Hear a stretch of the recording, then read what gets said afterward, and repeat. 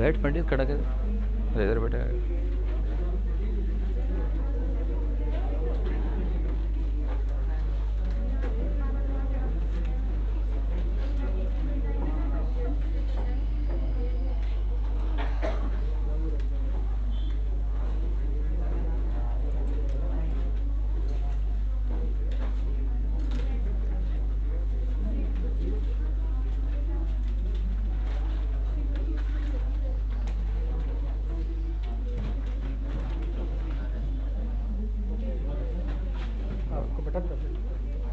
ऐसे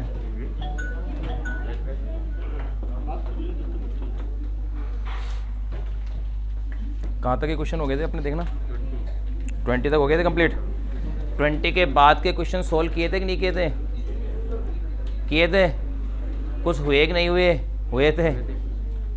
सारे ही हो गए या कुछ ही बच रहे हैं? सारे हो गए हैं, फिर तो चैप्टर चालू कर लें। अच्छा क्वेश्चन ही कर लें भाई, अगर सारे हो गए तो। सारे नहीं हुए, चलो इनको एक बार एग्जाम वाले तो करा दें। कौन सा 21 किया ही खाता, जो बताएंगे वापस। 21 सोल्व किया ही खाता, बोटनी वाले सर आ गए थे ना वो तो सोल्व अब होगा 21 क्वेश्चन तो अभी सोल्व कहाँ हुआ था, वो भी बता देते हैं। 21 अभी सोल्व नहीं किया था भाई, 20 तक ही हुए थे। 21 का तो मैं कुछ कॉन्सेप्ट बता रहा था बस, है ना।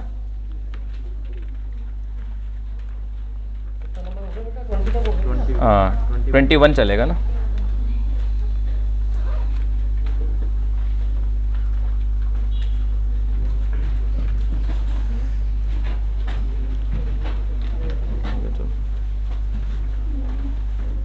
देखिए आपके इसमें 20 तक के क्वेश्चन अपन ने सोल्व कर लिए थे, 21 की अपन बातें कर रहे थे। इसमें 21 जो क्वेश्चन था आपका, इसको देखो, ये अपने 2016 के एग्जाम में आया हुआ था।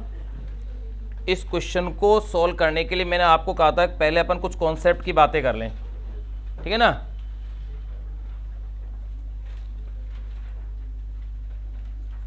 देखिए इसको पहले थोड़े इसके कोने में भेज दें। देखिए भाई, इस क्वेश्चन में क्या ये कह रहे हैं, ये कह रहे हैं कि एक स्क्वायर है, कोई वर्ग है। ध्यान दें सभी इस पे कि एक वर्ग है, इसके 4 कोनों पर क्या है, 4 द्रव्यमान रखे हुए हैं और वो क्रमशः रेस्पेक्टिवली m, 2m, 3m और 4m है। अब इस वर्ग के केंद्र पर एक अन्य द्रव्यमान m और रखा हुआ है। इसमें ये पूछ रहे हैं कि इस m के ऊपर परिणामी जो बल होगा वो कितना होगा, ये अपन को पता करना है। तो मैंने आपसे कहा था कि 2 फॉर्मूले अपने इसके अंदर काम आते हैं।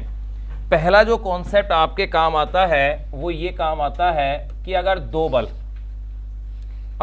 बल परपेंडिकुलर है, यानी एक दूसरे के कैसे हैं, लंबवत हैं। अगर 2 बल एक दूसरे के लंबवत लग रहे हैं, बल ही नहीं, मैं यूँ कह सकता हूँ कोई सी भी 2 सदिश राशियाँ हों, चाहे वो बल हो, चाहे वो संवेग हो, चाहे वो त्वरण हो, चाहे वो वेग हो, उनका परिणामी जब भी निकालना हो, यानी परस्पर लंबवत हो, तो उनका परिणामी निकालने के लिए आप ये यूज़ करते हैं। जैसे 2 परस्पर लंबवत बल हैं तो F इजिकल टू फॉर्मूला लेते हैं आप F1 स्क्वायर प्लस F2 का स्क्वायर। एक तो ये है, ठीक है बातें।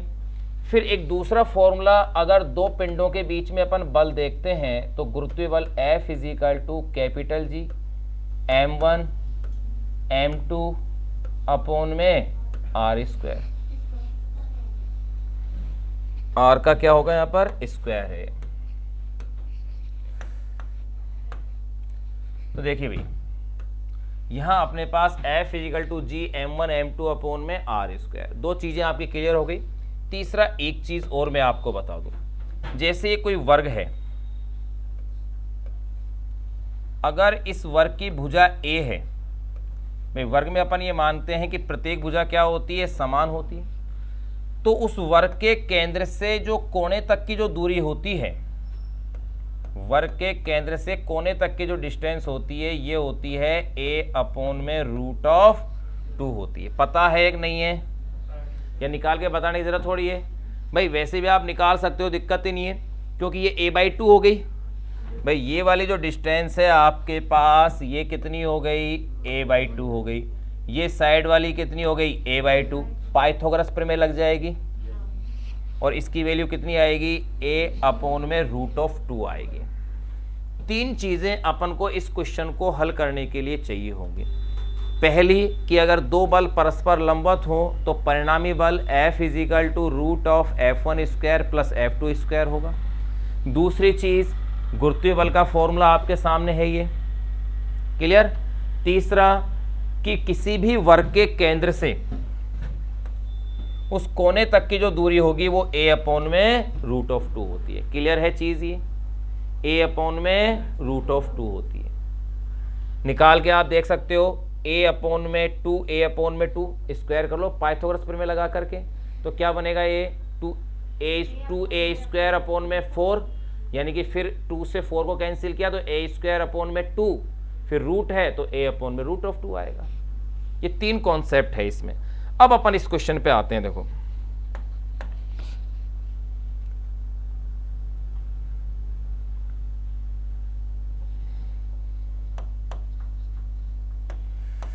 देखिए भाई, ये अपने पास वर्ग है,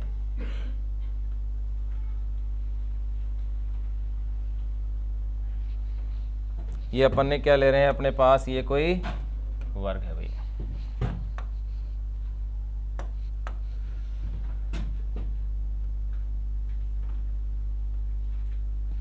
इस वर्ग की भुजा ये क्वेश्चन में क्या कह रहे हैं, a है। देखो जब तक अपन खुद अपने हाथ से नहीं बना लेना, क्वेश्चन की क्लियरिटी अपने दिमाग में साफ नहीं होती है। अब यहां इसके चारों कोनों के ऊपर चार आपके पास क्या रखे हुए हैं, द्रव्यमान है। यहां पर जो द्रव्यमान रखा हुआ है उसका मान है m। यहां कितना रखा हुआ है भैया, 2m है। यहां देखो सीक्वेंस में 3m है क्या, और यहां कितना है, ये 4m है। ठीक है बात, इतना ही आपको दिया हुआ है ना, यही क्वेश्चन है, देख लो एक बार, चेंज नहीं हो जाए कहीं। यही आपके पास क्वेश्चन है। इसके यहां मध्य में एक द्रव्यमान क्या रखा हुआ है, m। ये अपने पास तस्वीर हो गई। अब इस m के ऊपर कुल बल अपन को ज्ञात करना है। सबसे पहली बात तो पहला तो ये देखो कि इस m के ऊपर लगने वाले परिणामी बल कौन कौन से और कैसे कैसे हैं, पहले उनकी अपन चर्चाएं करें। तो वहां अगर आप गौर करेंगे तो देखो भैया, पहले अगर मैं इन दो बलों की बात करूं m और 3m की, तो बताओ ये वाला m तो इसे अपनी ओर खींचेगा, ये वाला m तो इसे क्या करेगा, अपनी ओर खींचेगा, और ये इसे 3m वाला इसे अपनी ओर खींचेगा। कन्फर्म है क्या बात, क्योंकि गुरुत्वाकर्षण का बल हमेशा कैसा होता है, आकर्षण प्रकृति का होता है। गुरुत्वीय बल सदैव कैसा है, आकर्षण प्रकृति का है। यानी कि बताओ परिणामी बल किधर लगेगा, 3m की तरफ, कितना, 2m के इक्वल, यानी इधर फोर्स उससे डबल लगेगा, m का जो लग रहा है ना, m का जितना भी मान लग रहा है उससे डबल लगेगा, नहीं लगेगा। इसके और इसके बीच में जो बल लगेगा उससे डबल मान इधर बच जाएगा उस पर लगने के बाद। अगर मान लो कि ये इधर लगाता है 1 न्यूटन, तो इधर अब परिणामी इसने 3 न्यूटन लगाया, तो रिजल्टेंट इधर कितना बच गया, 2 न्यूटन बच गया। वापिस से सुनिएगा, अगर सपोज करो इसने इसे अपनी ओर खींचने के लिए कितना न्यूटन लगाया, 1 न्यूटन। अपन इसको 1 मान रहे हैं, इस m के बीच में बल को सपोज करो ये कितना लग रहा है, 1 न्यूटन लग रहा है, एम्पियर का 1 न्यूटन का बल लग रहा है। अगर ये 1 न्यूटन का बल लग रहा है तो ये इसके ऊपर कितना लगा रहा है, 3 न्यूटन का बल लगा रहा है। अगर ये इधर 1 न्यूटन का बल लगा रहा है, इधर ये 3 न्यूटन का बल लगा रहा है, तो बताओ रिजल्टेंट इधर कितना बचा, 2 न्यूटन बचाना। यानी कि आप यूं कह सकते हो फाइनली इधर जो बल हुआ 2 न्यूटन का मतलब 2F हो गया, अगर वो F है तो। अगर मैं उसे F मान लूं 1 की जगह तो कितना हो जाएगा, 2F हो जाएगा।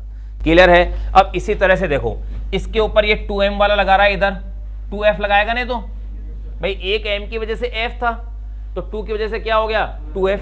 ये 2F इधर लगाएगा, ये इधर कितना लगाएगा इसके ऊपर, 4F। तो बताओ किधर परिणामी बल होगा, 4F की तरफ कितना होगा, 2F होगा, क्योंकि 2 कैंसिल हो गया उसमें से। भाई 2 तो उसको दिया, 2 उसने उधर इधर 4 लगाया, तो रिजल्टेंट कितना बच गया, 2 बच गया।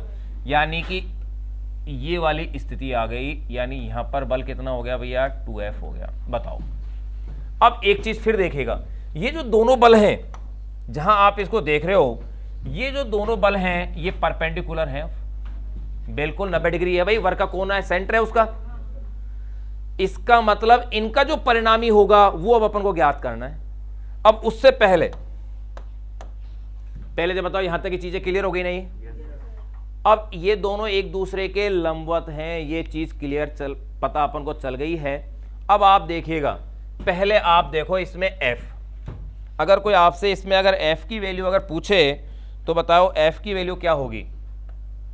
f को आप क्या लोगे? कैपिटल G mm अपॉन में इस डिस्टेंस को, ये जो डिस्टेंस है यहां से यहां तक की, ये जो डिस्टेंस है इसे अपन स्मॉल r मान लें, कोई दिक्कत थोड़ी है। ये स्मॉल r है तो ये भी स्मॉल r है भाई, अपॉन में स्मॉल r का स्क्वायर। आप ऐसा कह दोगे, ऐसा कह दोगे तो भैया f इज इक्वल टू, यानी कि आपके पास आ गया है इक्वेशन में f is equal to capital G m square upon में r स्क्वायर, ये आपके पास आ गया। अब उससे पहले जरा इसकी बात देखो, इनका जो परिणामी होगा f के साथ क्या लगा दिया जाए? f रिजल्टेंट, r का मतलब रिजल्टेंट यानी कि परिणामी बल, तो f resultant is equal to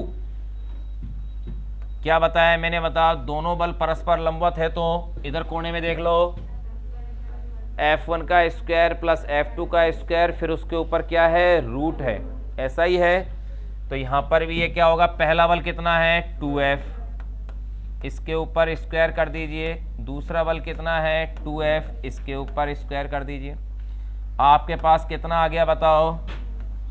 root of 8 f का स्क्वायर हो गया कि नहीं हो गया भाई? 2 का स्क्वायर 4, यानी कि रिजल्टेंट जो एफ आर है वो 2 रूट ऑफ 2 इंटू एफ आ गया। और f की वैल्यू आपके पास ये दिख रही है ना, लेकिन ये जो वैल्यू दिख रही है उसमें आप मुझे बताओ r की वैल्यू कितनी है?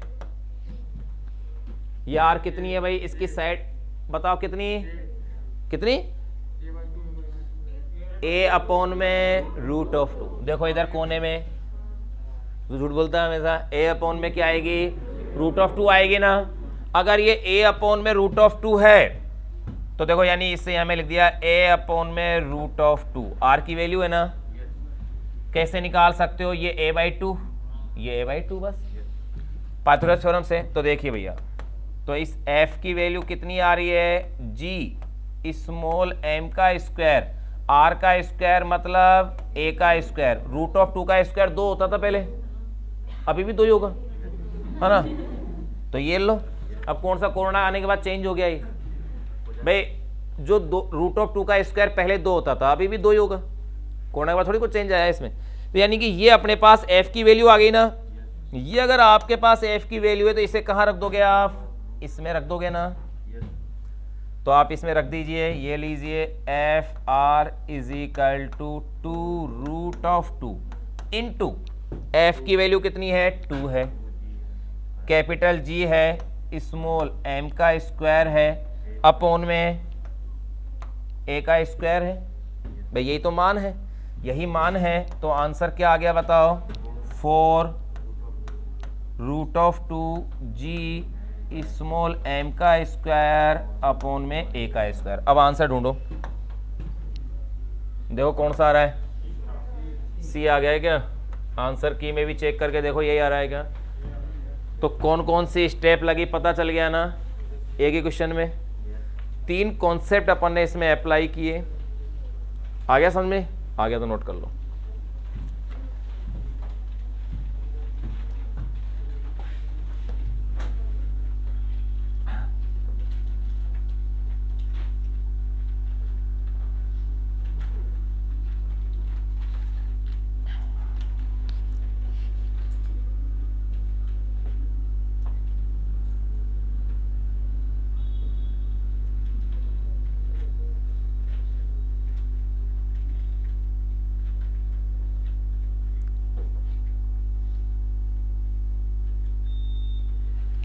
और भाई जो स्टूडेंट आज ही फर्स्ट टाइम जुड़े हैं वो परेशान नहीं हो, क्योंकि क्वेश्चन तो होंगे, है ना भाई। क्योंकि उन्होंने देखो ना तो ग्रेविटेशन पढ़ा, ना ये कॉन्सेप्ट पढ़ा, ना वो पढ़ा, वो सोचेंगे क्या हो रहा है भाई, सवाल हल हो रहा है। है ना, ऐसा ना सोचें, केवल ये है कि क्वेश्चन को अपन क्या कर रहे हैं, सोल्व। ठीक है ना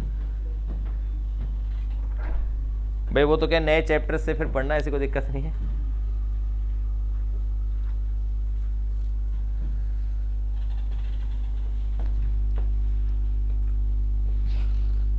अपने हिसाब से नोट कर लेना, अपने तरीके से लिख लेना उसे भी, कैसे क्या। ये तो चलो M 2M 3M वाली बातें थी, 5M 6M भी हो सकते हैं, कुछ भी हो जाए।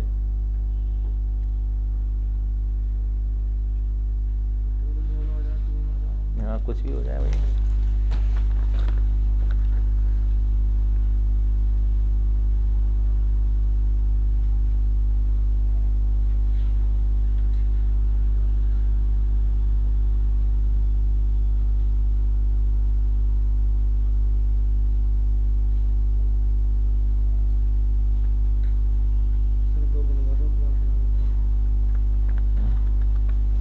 तो लट मार दो बीच में।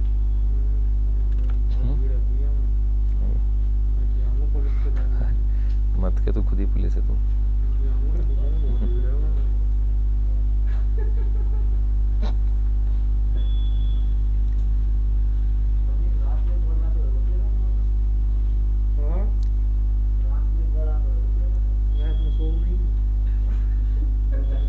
चलो बढ़िया, उल्लू इसीलिए खत्म हो गया।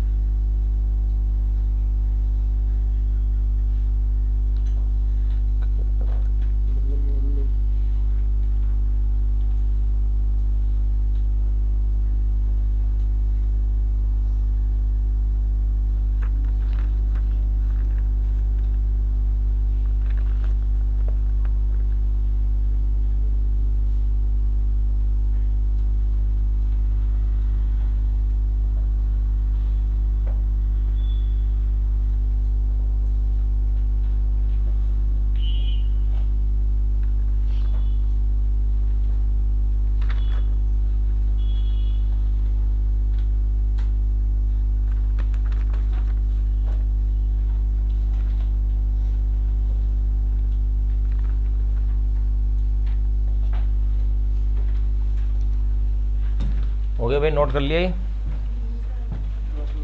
नोट करने में बड़ा टाइम लगा।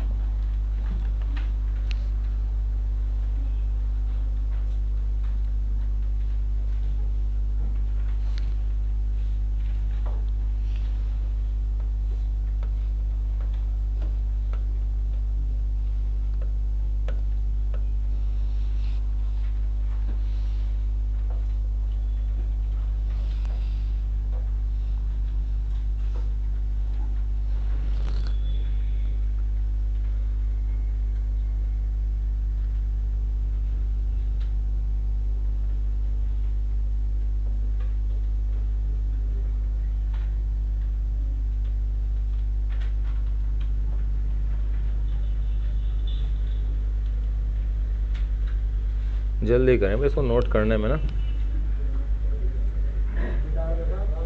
मिटा दें, मतलब चेंज कर दें फिर। देखिए भाई, नेक्स्ट क्वेश्चन देखें। अगला जो क्वेश्चन आपके पास आ रहा है वो क्या है, जब एक पिंड को भूमध्य रेखा से ध्रुवों की ओर ले जाया जाता है तो इसका भार, इसने भार की बात कर ली, मतलब जी की बात कर ली, और आपको पता है भूमध्य रेखा से ध्रुवों की ओर जाते हैं तो क्या बढ़ता है, जी बढ़ता है, यानी कि जी बढ़ेगा तो उसका भार डब्ल्यू भी क्या होगा, बढ़ेगा। ऐसा कब होगा, भूमध्य रेखा से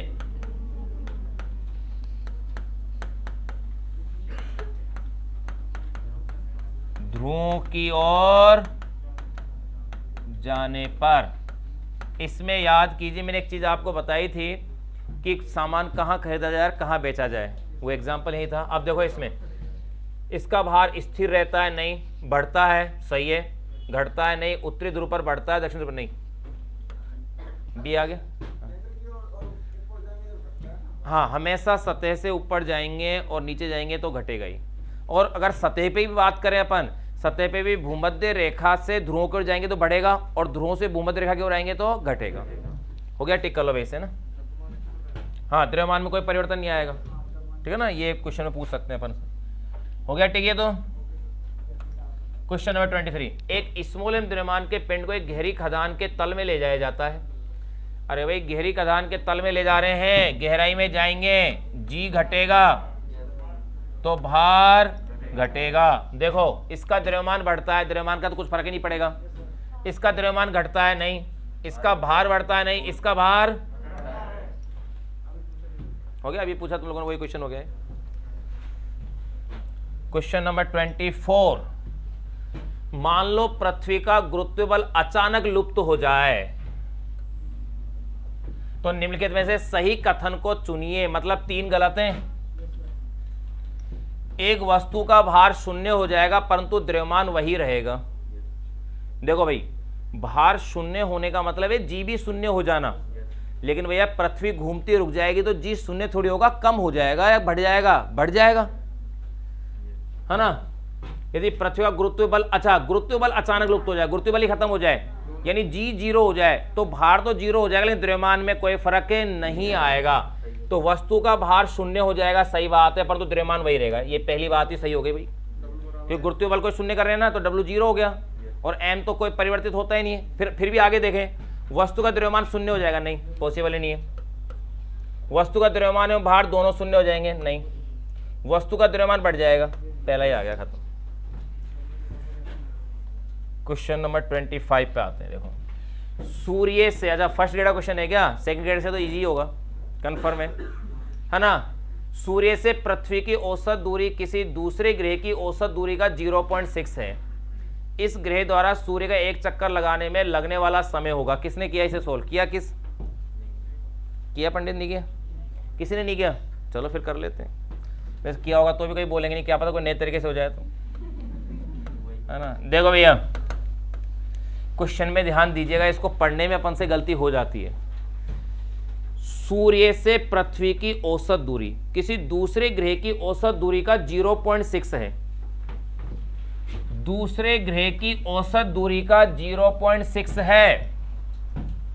पृथ्वी और सूर्य के बीच की जो दूरी है, मतलब दूसरे ग्रह की दूरी को अगर अपन r मान लें तो ये उसकी 0.6 हो जाएगी।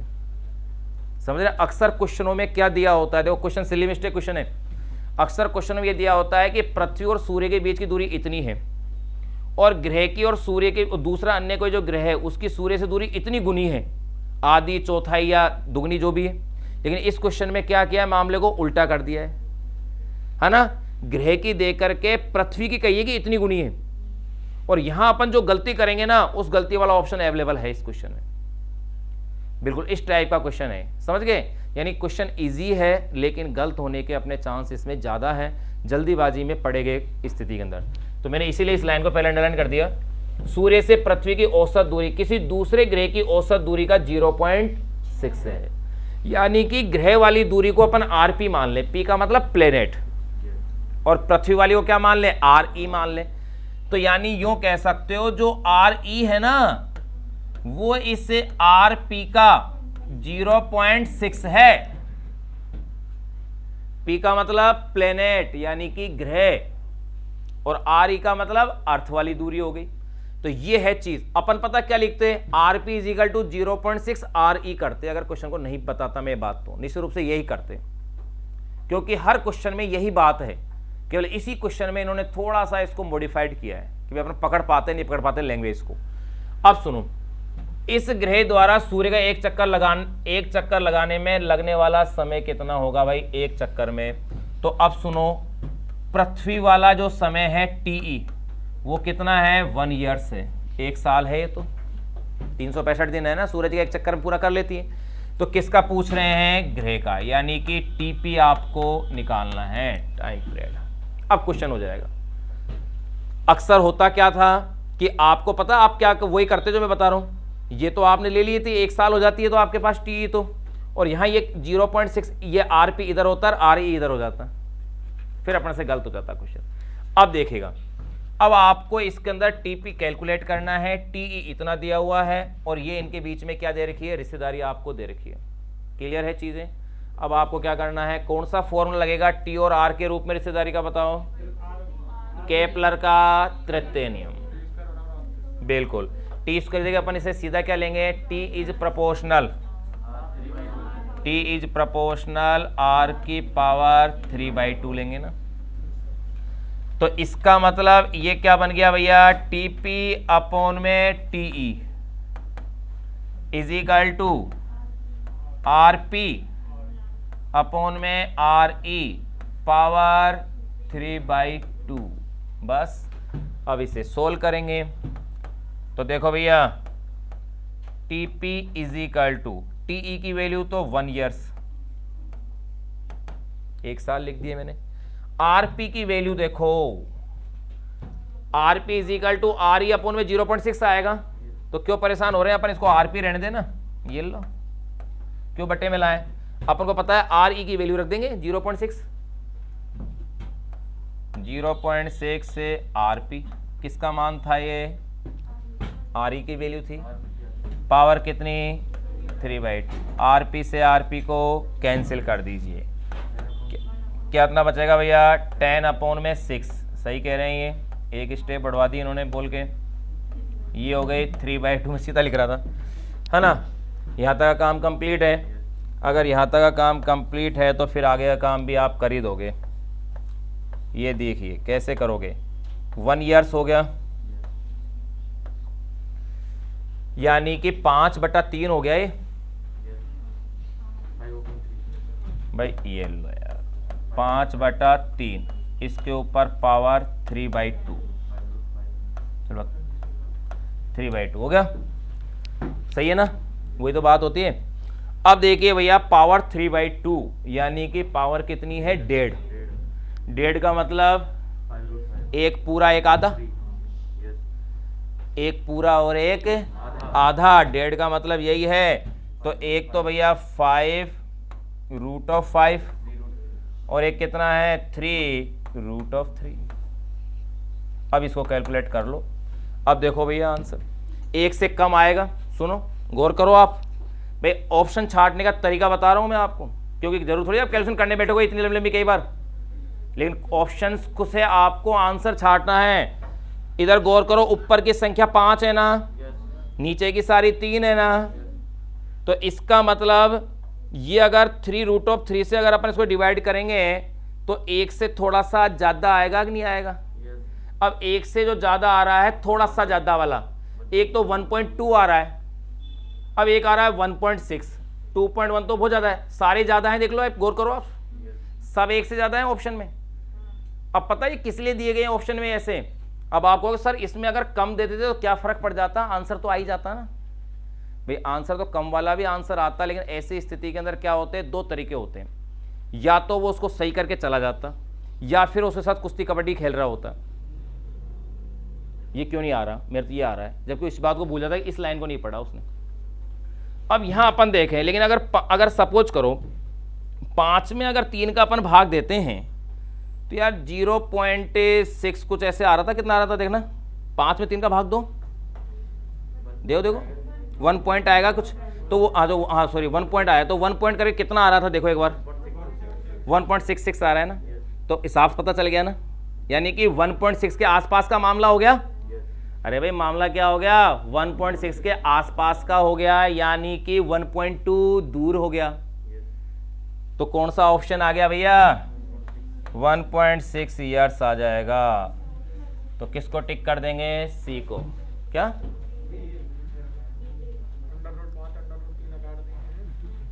नहीं निकाल के देखो आप, हाँ तो हो सकता है उसमें मिस्टेक हो या फिर अपने मिस्टेक हो, चेक कर लो आप, भाग देख देख लो। किसी दूसरे ग्रह की औसत दूरी का 0.6 है, यानी RE दूसरे ग्रह की औसत दूरी का कितना है, 0.6 है, ठीक है ना। हो सकता है उसके मिस्टेक में प्रिंटिंग मिस्टेक। अरे देखो बिल्कुल सही कह रहे हो, √5 के अंदर भी तो √3 भी तो डिवाइड हो रहा है, वो देख लो ना, मैं कह रहा हूँ कैलकुलेट करके देखो फटाफट से मोबाइल से। पंडित जी कर रहे हैं, देखो फटाफट से कर, पंडित देख फटाफट से देख भैया, कर तो सही फटाफट से, क्या पता अपन इसमें कैलकुलेशन मिस्टेक कर रहे हो।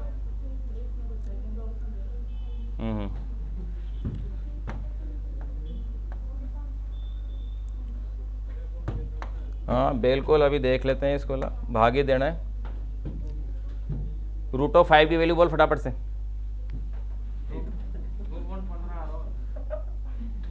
पूरा टोटल, हाँ बिल्कुल सही है। तो 2 पॉइंट कितना आ रहा है, 15 आ रहा है ना, 2.15 लाइट ये क्या ईयर्स आ रहा है। इसका मतलब अपने पास कौन सा आएगा भाई, 2.1 वाला आएगा, ये नहीं आएगा। तो इसको हटा दिया जाए। ये लो भाई, पूरी कैलकुलेशन करके देख लिया आपने। हाँ भाई, रूटन के मान आपको 1 से लेकर के 10 तक के मान याद हो तो कैलकुलेशन आपकी आसान रहेगी। कितनी, 1 से 10 तक।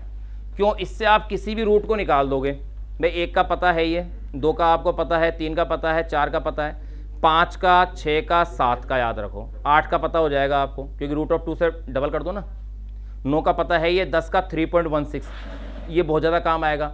कहाँ काम आता है, जैसे कहीं 1000 आ गया, 1000 का आपको रूट निकालना है तो भैया उससे अपन कैसे लिख सकते हैं, 1000 को 100 इंटू 10, तो 100 का रूट तो कितना बन गया, 10 हो गया। और 10 का 3.16, 3.16 को किसे गुणा कर दो 10 से, तो 31.6 आ गया फटाफट से। तो इसी तरह से 5 का ये आपको रूट पता हो, जैसे 3 का तो मैंने बता रखा है कितना है 1.732, बस भाग देके पूरा चेक कर लिया ना, हो गया। नोट कर लो इसे ना। तो इस क्वेश्चन का टर्निंग पॉइंट यही है भैया ना, बाकी कहीं कोई विशेष चीज नहीं है इस क्वेश्चन में। हाँ वो 2.15 लिख दिया ना मैं सीधा, इसलिए तो हाँ। क्या क्या 1 से 10 तक के मान, अरे वो तो निकाल करके मोबाइल से लिख लेना अपनी सीट के ऊपर ही पर।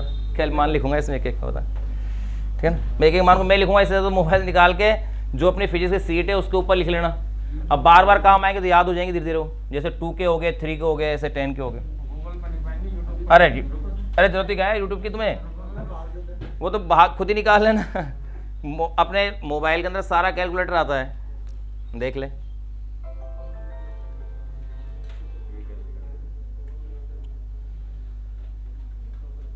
भाई नोट करो इसे फटाफट से,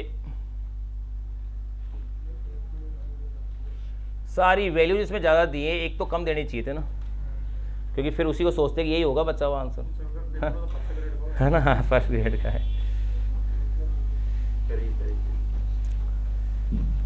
चलो भाई अगले क्वेश्चन पे आते हैं। आप उसका फॉर्मूला लिखो। चलो ये लो साइड में ही हो जाता हूँ पहले ही। ला भाई पंडित, अगला क्वेश्चन कौन सा, तेरी सीट का है, तेरी है क्या, तूने इसको क्रैप दे रखी है।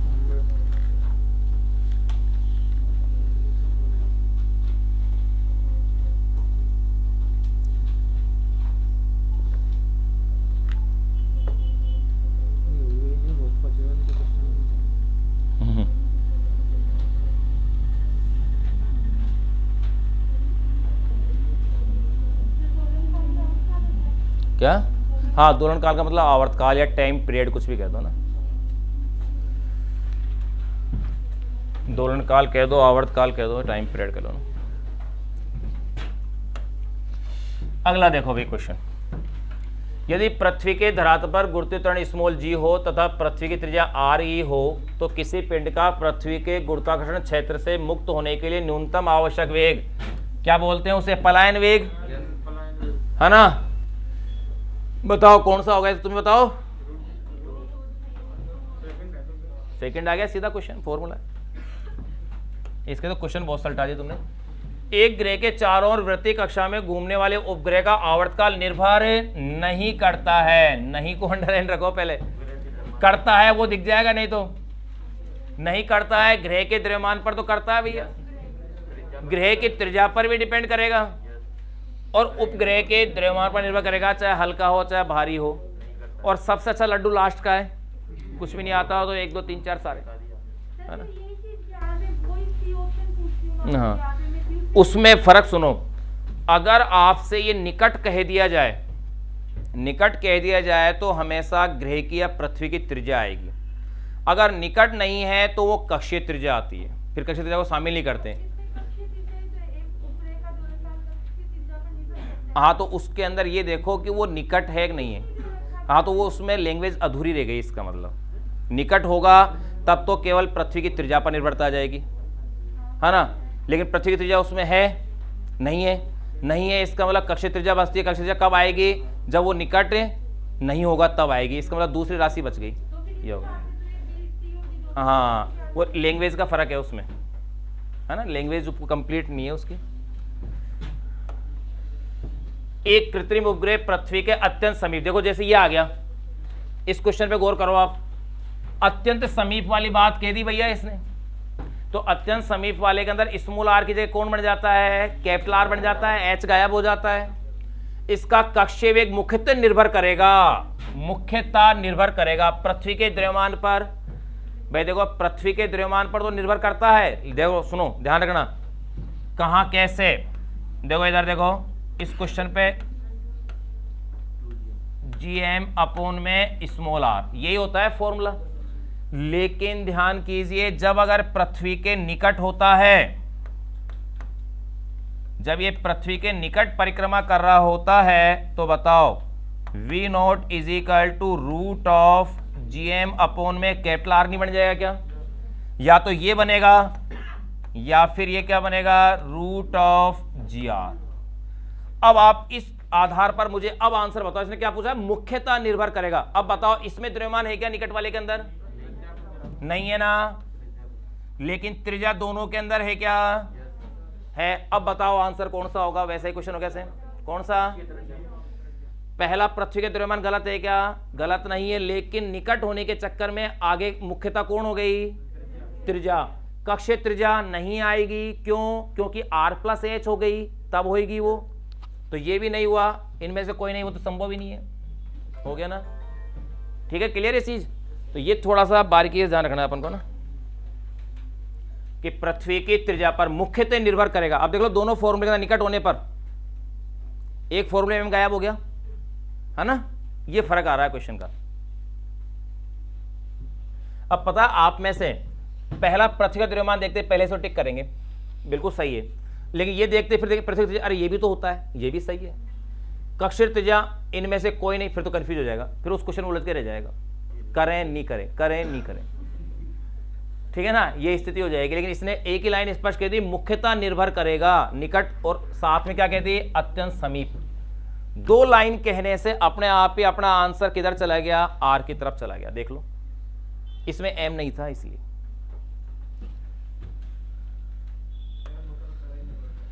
पृथ्वी सूर्य के चारों ओर इतने मीटर त्रिज्या वाली एक अंडाकार कक्षा में घूमती हुई एक वर्ष में एक चक्कर पूरा करती है। हाँ मैंने क्वेश्चन दिए, मुझे पता है, इसलिए तो क्वेश्चन दिए ताकि मैं हल करूंगा हमको, तभी तो सोल्व करेंगे उनको भाई। वो हाँ बिल्कुल थ्योरेटिकल जानबूझ के आपको उस टेस्ट पेपर में इसलिए क्वेश्चंस दिए हैं ताकि जब हम सोल्व करें तो वो डिस्कस हो जाए कॉन्सेप्ट के रूप में, ठीक है ना, इसलिए दिए मैंने। जैसे कि भी किस्क में उपयोग नहीं होता है, ऊतक वगैरह के लिए उपयोग नहीं होता है, बाकी औरों में होता है, तो वहाँ उस पॉइंट को अपन डिस्कस करेंगे।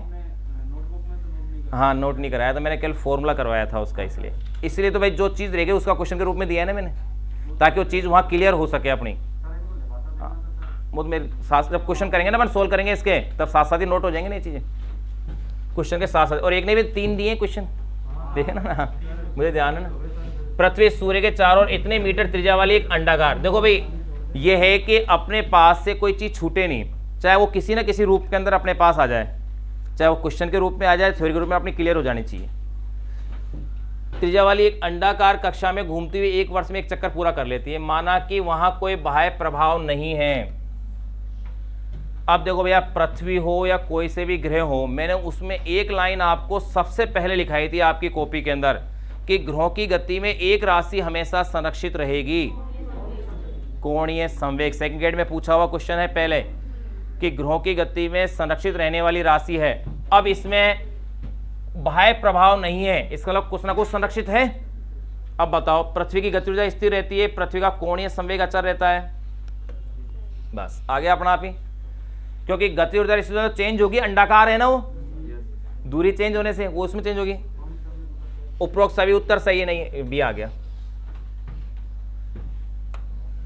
क्वेश्चन नंबर 30, पृथ्वी का एक उपग्रह एक समान वेग v से वृत्तीय कक्षा में परिक्रमण कर रहा है। यदि अचानक गुरुत्वाकर्षण बल समाप्त हो जाए, चक्कर वो किस लिए लगा रहा था पहले ये बताओ। चक्कर इसलिए लगा रहा था क्योंकि चक्कर लगाने के लिए अभिकेंद्रीय बल किससे मिल रहा था, गुरुत्वाकर्षण बल से। अब जिससे मिल रहा था वही अगर समाप्त हो जाए तो इसका एग्जाम्पल वही होगा, जैसे आपने कभी धार लगवाई है चाकू छुरी किसी के भी, तो आप देखना उसमें चिंगारियों साइड में निकलती है। किसका नियम अप्लाई होता है, गति का जड़त्व का नियम, दिशा का जड़त्व। अगर आप बस में सफ़र कर रहे हैं, गौर करना, बस में आप सफ़र कर रहे हैं, आराम से पटेलाई में बिजी हैं, है ना, पता नहीं है, क्योंकि बस तो ड्राइवर चला रहा है भाई, बस तो ड्राइवर चला रहा है, और वो अचानक से किसी चौराहे पे एकदम से घूम जाता है, टर्न ले जाता है, तो निश्चित रूप से पड़ोसी से झगड़ा होता है। क्यों होता है? या तो पड़ोसी के ऊपर आप, या आपके ऊपर पड़ोसी जो सीट पे होगा। ऐसे ही होता है क्योंकि दिशा के जड़त्व के नियम की क्या हो रही है, वहां पालना हो रही है। इसका मतलब वृत्तीय पथ के, ऐसे अपन जैसे मान लो किसी पत्थर को आपने बांधा हुआ है धागे से, उसको आप घुमा रहे हैं, अब आप उसे एकदम से छोड़ दो तो कैसे जाएगा? यूं होते हुए जाता है, यानी वृत्तीय स्पर्शीय पथ के अनुदिश गति करते हुए जाता है, दिशा के जड़त्व की पालना करते हुए। तो यहां पर किस बल को हटा रहे हैं अपन? गुरुत्वाकर्षण को। तो अब बताओ आंसर, उसी कक्षा में विवेक से परिक्रमण करता रहेगा? संभव ही नहीं है। कक्षा के स्पर्श रेखा के अनुदिश विवेक से गति करेगा, वेग में वृद्धि नहीं, अंत है मूल कक्षा में किसी, ये भी नहीं, स्पर्श रेखी हो गया। हाँ भैया 31वां, पृथ्वी पर वायुमंडल नहीं है क्योंकि गैस के अणु, है ना, यहां गैस अणु का पलायन वेग उसके वर्ग माध्य मूल वेग से क्या होता है? कम होता है। और यहां बृहस्पति होता तो कौन सा हो जाता? सघन हो जाता। क्या मंगल और शुक्र ग्रह पर वायुमंडल है? क्या वायुमंडल है, क्योंकि वहां पलायन वेग गैस के अणुओं के वर्ग माध्य मूल वेग से ज्यादा है। लेकिन वहां फिर जीवन क्यों नहीं है? वायुमंडल है तो, अने खोज तो हो रही है, वायुमंडल तो है। अरे भाई वहां का वायुमंडल है, उसके अंदर 90% से अबाउ कौन है? CO2। और CO2 में जीवन करो, ऑक्सीजन होगी तो ही होगा, जैविक क्रियाओं के लिए ऑक्सीजन चाहिए ना, इसलिए बोले जाके रहने लगा है। पृथ्वी के केंद्र पर वस्तु का भार है, केंद्र का मतलब Gc बराबर 0, तो भार तो 0 हो जाएगा, सोचो मत, है ना। बोले ऐसे क्वेश्चन आने चाहिए थे ना। एक ग्रह सूर्य के चारों ओर चक्कर लगाता है, सूर्य के नजदीक सबसे निकट बिंदु P पर इसका वेग v1 और सूर्य से बिंदु B की दूरी d1 है। दूसरे बिंदु Q पर जो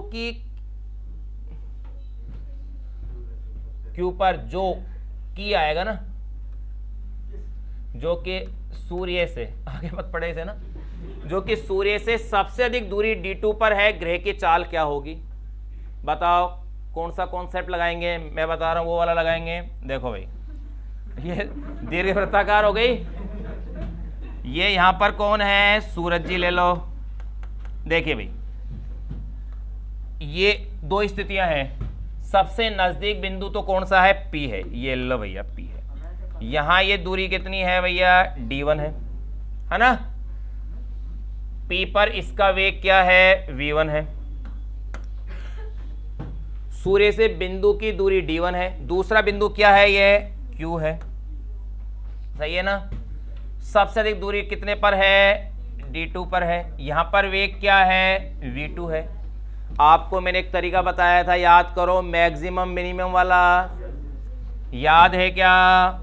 v मैक्सिमम है तो r मिनिमम होगा, और अगर v मिनिमम है तो r मैक्सिमम होगा।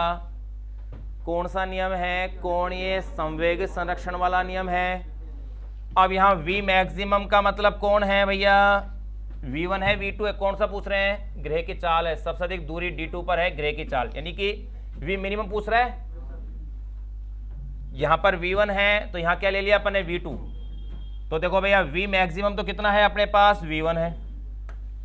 r मिनिमम कितना है? d1 है। v मिनिमम आपको निकालना है, जिसको क्या कह रहे हैं अपन? v2 कह रहे हैं। r मैक्सिमम कितना है? d2 है। तो चेक करो, देखो गलती तो नहीं कर रहे हैं अपन। v1 d1 अपॉन में क्या? d2। देखो आंसर चेक करो, आ गया क्या? d1 v1 अपॉन में d2, सही है। आंसर की में भी चेक करो, क्या पता उसमें गलती हो तो उसको करेक्शन करें अपन, नहीं तो इसको वापस देखें, अपन में करेक्शन करें, और दोनों मैच हो गए तो फिर ठीक है, सही है ना। बस सही है, नोट कर लो। डायग्राम बना जरूर बनाना है इसका ना, इससे थोड़ा ध्यान रहेगा। ये तो कर लिया होगा वैसे सबने, है ना, कोशिश नहीं करी। अच्छा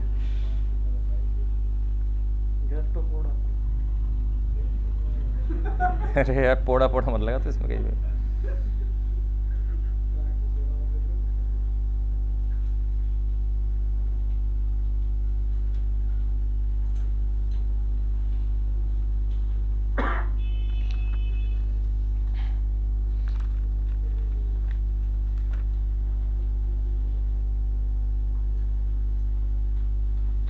तो 12वीं तक स्कूल बंद है। बंद हो गई देखो तो सर, कल आ तो गई थी, सोचना तो यही थी। हमारे क्या नाम है बंद है। कोई बंद नहीं हो तुम्हारे तो।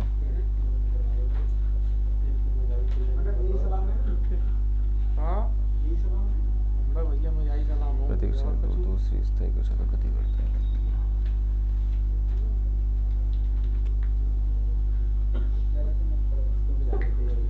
लाल हाथ में जाऊँ, लाल हाथ में जाऊँ।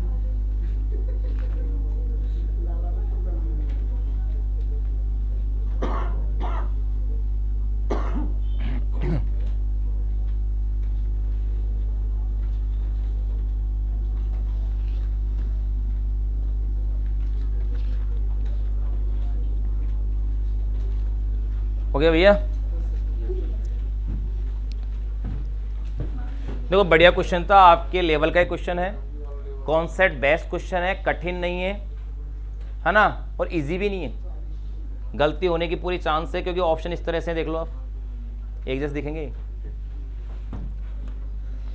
34 दूर अंतरिक्ष में m0 द्रव्यमान और d0 व्यास का, भैया पहली बार कोई व्यास की बात कर रहा है, एक गोलीय ग्रह है, स्मॉल m द्रव्यमान का एक कण इस ग्रह के पास स्वतंत्र रूप से गिरता है तो कण के गुरुत्व के कारण त्वरण क्या होगा। भाई गुरुत्व त्वरण पूछ रहा है, ये निकाल लिया था कि क्वेश्चन सोल्व कर लिया था क्या, नहीं किया?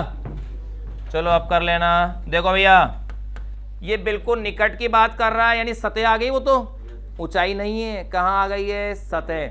और बताओ सतह पर गुरुत्व त्वरण क्या है, Gm/r का स्क्वायर। अरे भाई 1-2 किलोमीटर अगर पृथ्वी की सतह से ऊंचाई पर है तो वो ऊंचाई थोड़ी हुई, 6400 किलोमीटर है पृथ्वी की त्रिज्या, तो वहां तो h क्या हो गया, नगण्य हो गया।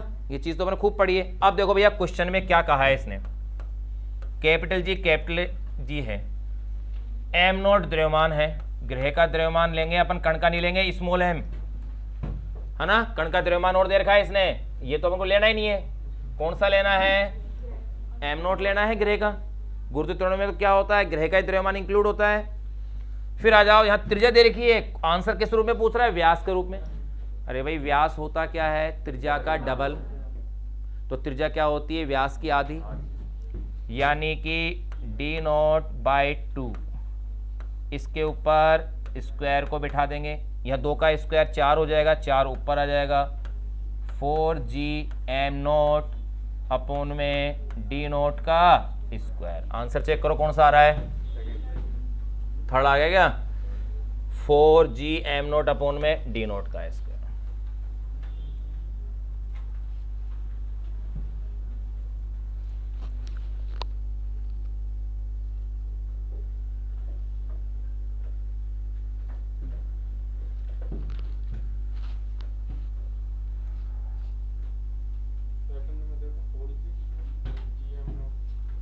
हाँ बिल्कुल भैया, तेरे जी नजर आएगी, यहाँ देख जी, फिर जी, है ना, है ना। हाँ भैया कह रहा हूँ, 2 बार बोला जी आ जाएगी। अच्छा है इसमें जा और नहीं है जी के बाद।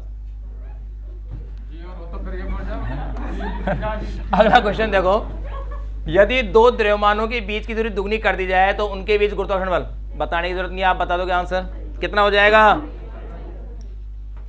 द्रव्यमानों के बीच की दूरी को दुगनी कर रहे हैं तो 1/4 हो जाएगा क्या, ये लो भाई देखो, कुछ तो तुमने भी हल किया है ना। पृथ्वी का एक उपग्रह अस्थायी वृत्तीय कक्षा से दूसरी स्थायी कक्षा तक गति करता है तो निम्नलिखित राशियों में से कौन सी राशि बढ़ेगी। भैया अगर दूरी बढ़ती है तो स्थिर ऊर्जा में चेंज आएगा कि नहीं आएगा, आएगा ना। U is equal to minus capital G capital M small m upon में स्मॉल r। इस ऊर्जा के मान में यहाँ क्या होगी, वृद्धि होगी। तो देखो अभिकेंद्रित त्वरण, कक्षीय चाल, गुरुत्वीय बल। अभिकेंद्रित त्वरण, कक्षीय चाल, कौन सा बचा, गुरुत्वीय स्थिति। जब भी स्थिति बदले, जब भी स्थिति बदले तो स्थिति ऊर्जा बदले। हाँ आती मैंने कहा, लेकिन जब भी स्थिति बदले हमेशा स्थिति ऊर्जा बदले, याद रखिएगा। जड़त्वीय द्रव्यमान का गुरुत्वीय द्रव्यमान से अनुपात है, बताएं फटाफट से। जड़त्वीय द्रव्यमान का गुरुत्वीय द्रव्यमान से अनुपात है। देखो भैया, द्रव्यमान हमेशा फिक्स होता है, द्रव्यमान किसी का भी हो फिक्स है ना, द्रव्यमान थोड़ी चेंज होता है। तो ये तो पता चल गया है कि आंसर एक आना है, लेकिन इसके साथ एक चीज मैं बता दूं कि जड़त्वीय द्रव्यमान और गुरुत्वीय द्रव्यमान है क्या साथ साथ ही, है ना, इसलिए इस क्वेश्चन को मैंने शामिल किया है इसमें। तो देखिए W is equal to mg, वही द्रव्यमान है। अब यहां इसमें ये जो m है, इस m को क्या कहेंगे अपन, गुरुत्वीय द्रव्यमान कहेंगे। यानी जब भार के रूप में, भार के साथ द्रव्यमान आ रहा है तो इसे आप क्या कहेंगे, गुरुत्वीय द्रव्यमान कहेंगे। समझ गए ना आप। इसी तरह से F फिजिकल टू अगर ma है तो अब इस द्रव्यमान को कौन सा द्रव्यमान कहेंगे आप, जड़त्वीय द्रव्यमान कहेंगे। यानी उस वस्तु पर बल और भार ज्ञात कर ले, लेकिन द्रव्यमान तो वस्तु तो वही रहेगी ना, इसलिए चाहे इसका और इसका अनुपात हमेशा क्या आएगा, एक आएगा। CPMT में पूछा था क्वेश्चन, मैंने आपको ऐड कर दिया।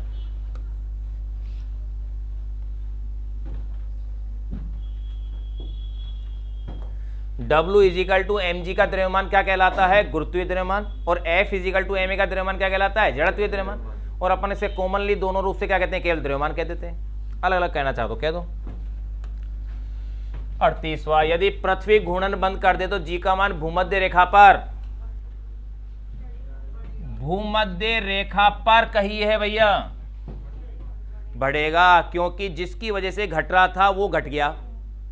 क्या कहा मैंने, जिसकी वजह से घट रहा था, वे पृथ्वी को घूमने की वजह से गुरुत्वाकर्षण घट रहे थे। अगर यहां भूमध्य रेखा की जगह ध्रुव होते तो कोई फर्क नहीं पड़ता, पृथ्वी चाहे तेज दौड़, चाहे धीरे दौड़, चाहे रुक जा, है ना। वहां तो साइन है नहीं, उसमें कोस है ना, तो वहां पर उस पर कोई भी प्रभाव नहीं पड़ता, लेकिन भूमध्य रेखा पर प्रभाव घूमने का पड़ रहा था। तो यहां पर ये क्या कह रहे हैं, घूर्णन करना अगर उसने क्या कर दिया भैया, बंद कर दिया है। यानी कि G dash is equal to G minus omega square R था, यानी कि ये मामला 0 हो गया। तो G dash is equal to G तो पहले की तुलना में ज्यादा हो जाएगा, तो कौन सा बताया तुम लोगों ने, बढ़ जाएगा, हो गया। भूमध्य रेखा से ध्रुवों की ओर जाने पर G का मान क्या, ध्रुवों की ओर जाएंगे तो G तो बढ़ता है ना, क्योंकि ध्रुवों पर सबसे अधिक होता है। हाँ भैया, H बराबर R अपॉन में 5 ऊंचाई तक उठाता है। तो बताओ इसी ऊर्जा में वृद्धि कर दिया थी, कौन सा फॉर्मूला काम में लिया होगा, delta U is equal to mgh upon में 1 प्लस h अपॉन में R। रख लो मान, मैं सीधा आंसर लिख देता हूं इसका।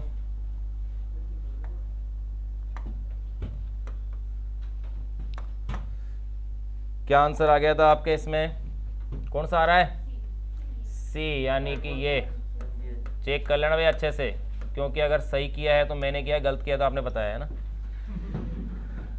भाई। H की वैल्यू क्या रखोगे आप इसके अंदर, R/5 रख देना, ठीक है ना भाई, इतना ही हिंट काफी है। देखो हो गए, आज तो अपन 40 पे पहुंच गए। हाँ भाई बराबर हो गए। कृत्रिम उपग्रह के अंदर बैठा व्यक्ति भारीनता का अनुभव करता है क्योंकि पृथ्वी के कारण आकर्षण बल उस जगह पर शून्य होता है, चंद्रमा के आकर्षण बल द्वारा संतुलित हो जाता है, अभी केंद्रीय बल के बराबर हो जाता है, इसलिए बैलेंस हो गया मामला।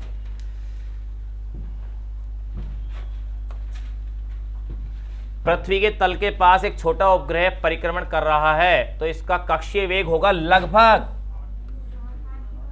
8 किलोमीटर। तो आप प्रूफ कर चुके हो 7 पॉइंट, हाँ तो लगभग 8 हो गया ना, क्वेश्चन सही तरीके से पूछा हुआ है भाई।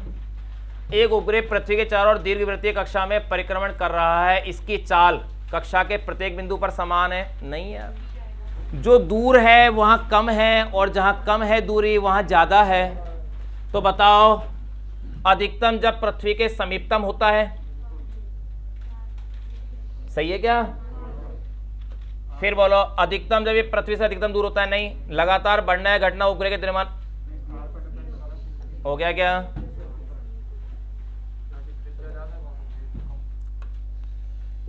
अशुद्ध कथन ज्ञात कीजिए। अशुद्ध मतलब इनमें से 3 सही है। ये बड़े खतरनाक होते हैं। क्वेश्चन सरल होते हैं लेकिन गलत होने के चांस इनके पूरे होते हैं। अशुद्ध कहा है, अपन को शुद्ध नजर आएंगे, अपन सोचेंगे ये सही है आंसर, है ना? तो देखो, गुरुत्वीय त्वरण जी का मान घटता है। सुनो, हम पृथ्वी तल से नीचे पृथ्वी के केंद्र की ओर जाएं, सही है भैया, सही है। अब देखो, इसके आगे इससे लिखने बजाय यूं लिख देंगे अपन, सही है भाई, नहीं तो टिक कर जाते हो, आंसर ये टिक हो जाएगा। हम पृथ्वी तल से ऊपर की ओर जाएं, सही है, ये भी बात सही है। हम पृथ्वी तल पर भूमध्य रेखा की ध्रुव की, हम पृथ्वी तल पर भूमध्य रेखा से, ये सही कर लेना भाई सीट में ना, पृथ्वी तल से भूमध्य रेखा से ध्रुवों की ओर जाएं, ये तो बढ़ेगा भैया। यहां पर गुरुत्व त्वरण क्या होगा? बढ़ेगा। फिर भी चौथे को देखें, पृथ्वी का घूर्णन वेग बढ़ा दिया जाए, सही है, वेग बढ़ेगा तो गुरुत्व त्वरण घटेगा ना। तो इसने क्या पूछा है? अशुद्ध पूछा है, तो इसलिए ये होगा, है ना? कौन सा कथन अशुद्ध है इसमें? हो गया। ये लेवेशन के जैसे क्वेश्चन नहीं है, उसमें ऐसे आते हैं। हाँ, निम्न में से कौन सा सत्य कथन है? देखो भाई, ये भी वैसी कहानी हो गई। सत्य कथन, जी का मान पृथ्वी, इसका मतलब एक सही है, बाकी 3 गलत है। जी का मान पृथ्वी की सतह पर इसके ऊपर या नीचे जाने पर प्राप्त जी के मान से कम होता है, ये तो गलत है बात यार। सतह पर तो सबसे ज्यादा होता है, ऊपर नीचे तो कम होगा। जी का मान पृथ्वी की सतह पर प्रत्येक जगह समान होता है, नहीं, ध्रुवों पर ज्यादा, भूमध्य रेखा पर कम। भाई आंसर साथ साथ बता रहा हूं, मैं क्लियर कर रहा हूं चीजों को। भूमध्य रेखा पर जी का मान अधिकतम होता है, नहीं, भूमध्य रेखा पर सतह पर कम होता है। कहां होगा अधिकतम? ध्रुवों पर। ध्रुवों पर जी का मान भूमध्य रेखा से अधिक होता है, सही है बात।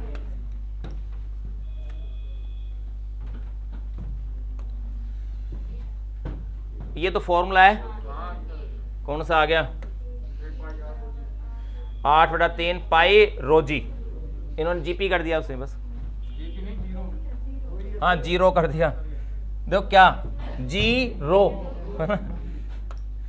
चलो रोजी वाले। यदि पृथ्वी अपनी वर्तमान गति से अधिक मान से गति करे तो प्रेक्षक का द्रव्यमान, देखो भैया अब क्वेश्चन को देखें, अगर पृथ्वी वर्तमान वेग से तेज घूमने लगेगी तो निश्चित रूप से गुरुत्व त्वरण का मान क्या होगा? उसका कम होगा, सही है ना?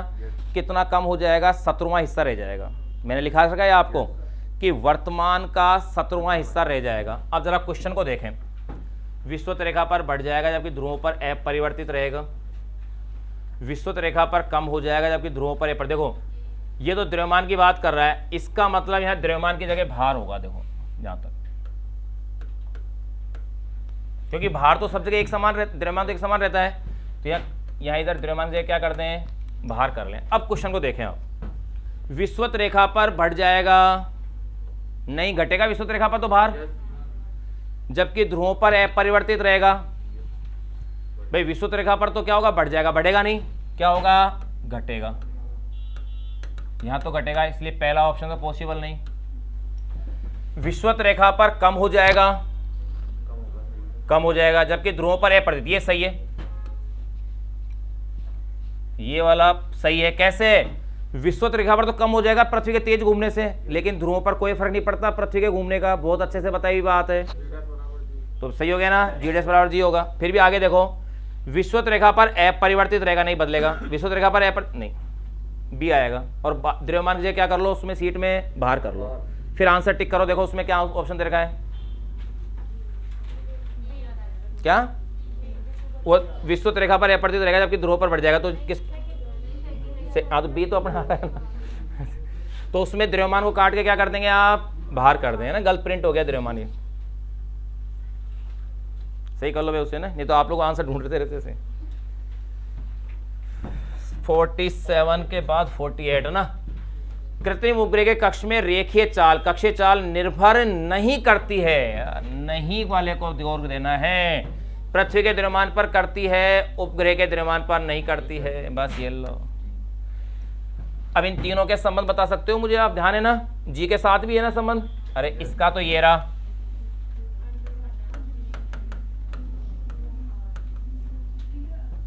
है ना, और इसका ये रहा,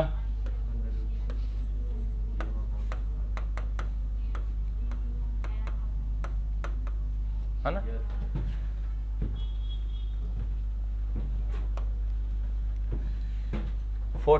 किसी ग्रह का पलायन वेग v है, यदि ग्रह की त्रिज्या वही और द्रव्यमान 4 गुना हो जाए तो उस ग्रह पर पलायन वेग याद करो भैया, V E is equal to √2gm upon में r।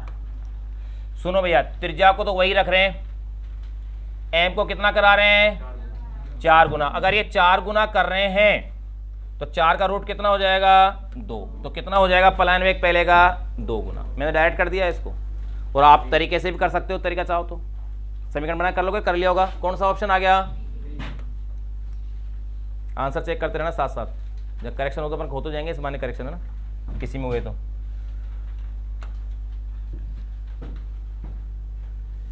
दो हर प्रकार से समान उपग्रह ए और बी क्रमशः ऊंचाई r और 2r पर पृथ्वी की परिक्रमा करते हैं। ए और बी की गति ऊर्जाओं का अनुपात है। किसी ने किया इस क्वेश्चन को, नहीं किया, हो गया डी आ गया क्या भाई, आ गया क्वेश्चन, तब तो देखो मेरे सोल्व करने की जरूरत है नहीं आया हो तो ही सोल्व करूं मैं इसे, बता दूं। चलो भैया बता देते हैं। देखो, दो हर प्रकार से समान उपग्रह, हर प्रकार का मतलब उनका द्रव्यमान वगैरह सब कुछ समान है। ये बात कर रहे हैं ए और बी की गति ऊर्जाओं का अनुपात। भैया देखो, एक भी छूटा सुरक्षा गहरा टूटा, तो एक को भी नहीं आया तो मुझे तो बताना ही है, सही है ना, तो इसलिए अपन को तो जानना ही है। अब बताओ गति ऊर्जा का फॉर्मूला क्या आया था, याद करो, कुछ यूं था क्या, half capital G capital M small m upon में स्मॉल आर था। यहां पर सब कुछ समान कहा है इसने, लेकिन एक बड़ी ट्रिक कह दी है, ए और बी क्रमशः ऊंचाई, एक तो ऊंचाई आर पर है और एक ऊंचाई 2r पर है, बस इसलिए क्वेश्चन अच्छा बन गया है, आपके लेवल का अच्छा क्वेश्चन बन गया है। कैसे बन गया, क्योंकि याद करो यहां स्मॉल आर क्या है, r प्लस एच है, समझ गए आप, बस यानी कि half capital G capital M small m upon में r प्लस एच। अब यहां हर प्रकार से समान है, मतलब kinetic energy is proportional 1 upon में r प्लस एच। बन गई नहीं बन गई, क्योंकि बाकी सब कुछ तो समान है, इनका द्रव्यमान वगैरह सब कुछ। तो बताओ भैया, काइनेटिक एनर्जी ए, काइनेटिक एनर्जी बी, ये अनुपात किसके बराबर होना चाहिए, फिर r तो r है, ये किसकी आएगी, H A r plus H B. बोलो यही लिखा आएगा नहीं आएगा, क्रॉस में है ना व्युत्क्रमानुपाती। r तो r है भैया, b की ऊंचाई पर ध्यान दो, कितनी है b की ऊंचाई, 2r है, ये तो है आपके पास 2r, और a की कितनी है, r है, यानी कि 3r अपॉन में, यानी 3:2 आ गया। देखो d आ रहा होगा, आ रहा है डी, नोट कर लो इसे, अच्छा क्वेश्चन है।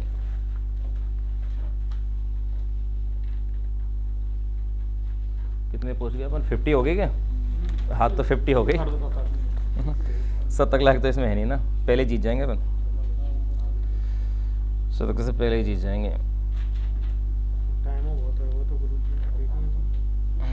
चुपचाप अपना आ जाएंगे, आवाज आ जाएगी।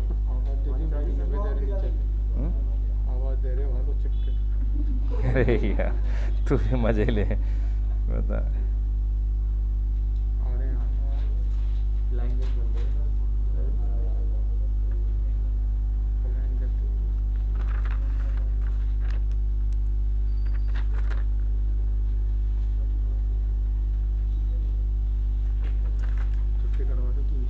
अरे नहीं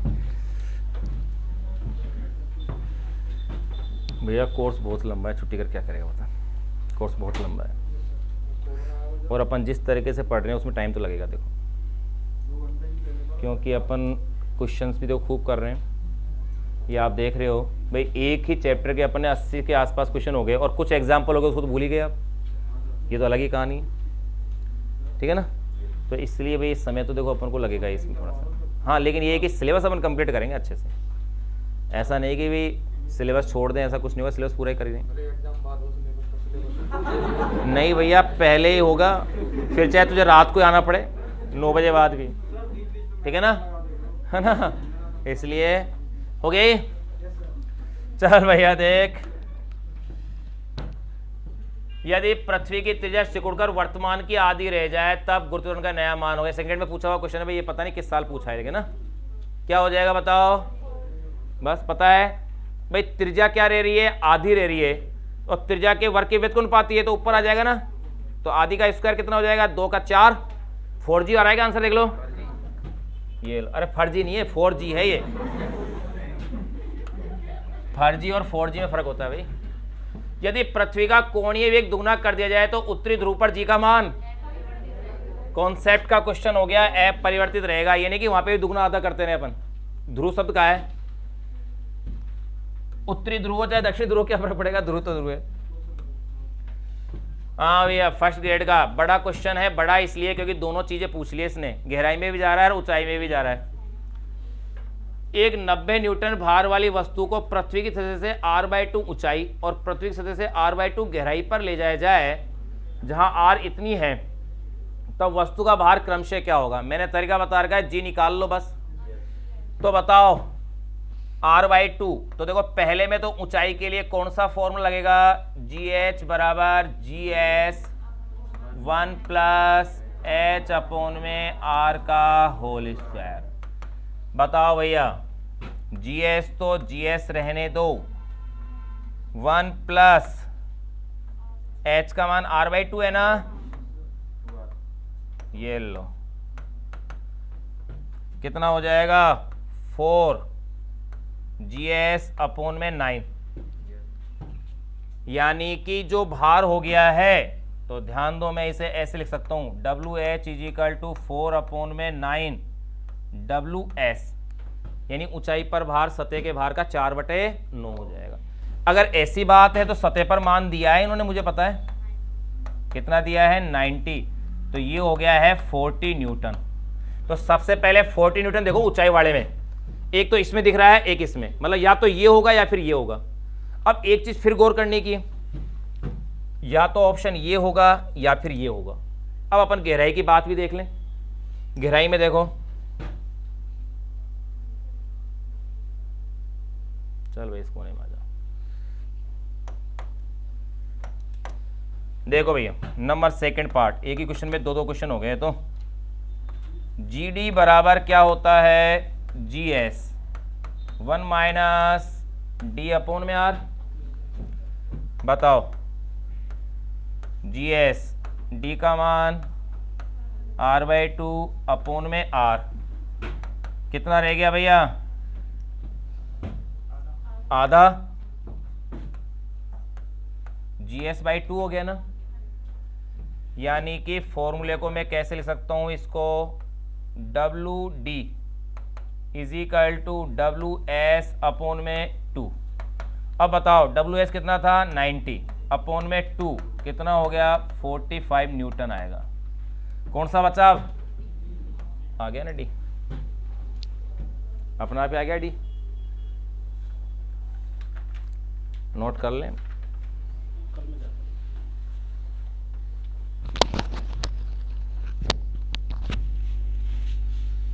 तो देखो भाई, जिन्होंने ये चैप्टर नहीं पढ़ा है वो तो परेशान रहे नहीं, नया चैप्टर अपन शुरू कर देंगे जल्दी, ठीक है।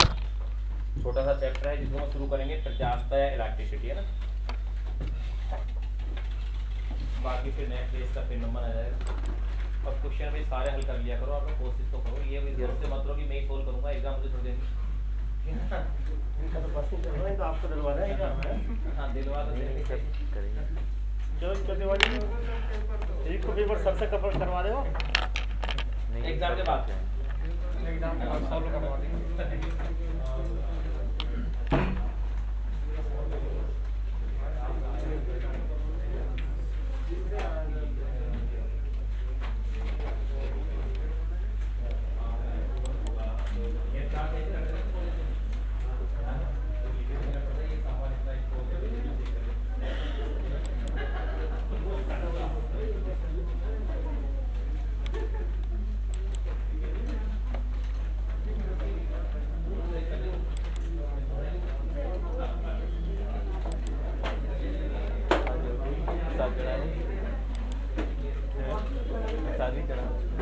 हाँ सर आ जाओ बस सर